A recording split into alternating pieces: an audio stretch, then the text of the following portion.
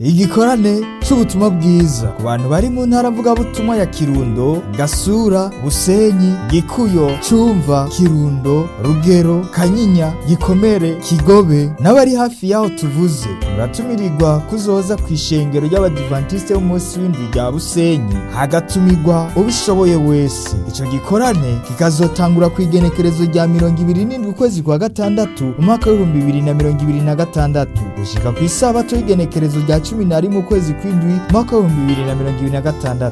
Misi isanzwe ni kuva isaha 8 z'umuhingamo gushika isaha 1 n'igice z'ijoro. Isabato ni kuva isaha 2 n'igice gushika isaha 7 z'umuhingamo. Muri ico gikorane muzokurikirana ivyigwa vy'intungamagara muzoshikirizwa n'umuhinga mu vy'amagara nkuru nziza Amede. Ivyigwa vy'ingo n'imiryango mukazobishikirizwa n'umuyabaga arahandurira Ntakirutimana. Together we will learn the lesson of teaching of building a strong family. Turi kumwe twese tuzorabira hamwe kwiga ingene dushobora kuba ku muryango ukomeye.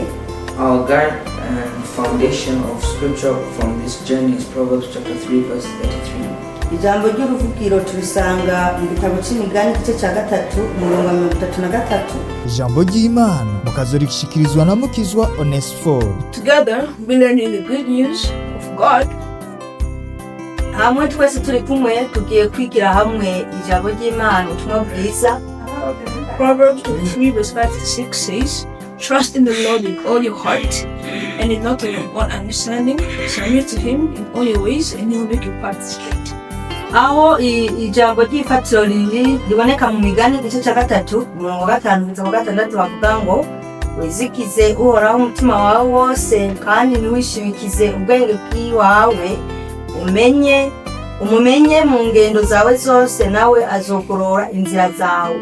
Ntibazotamba birori, hazoba hari n'amakorari atandukanye. Uzosiba azoba yihombeye. Kaze wiyumvira ijambo ry'Imana, ingo zacu zikomeze kwibera ijuru rito.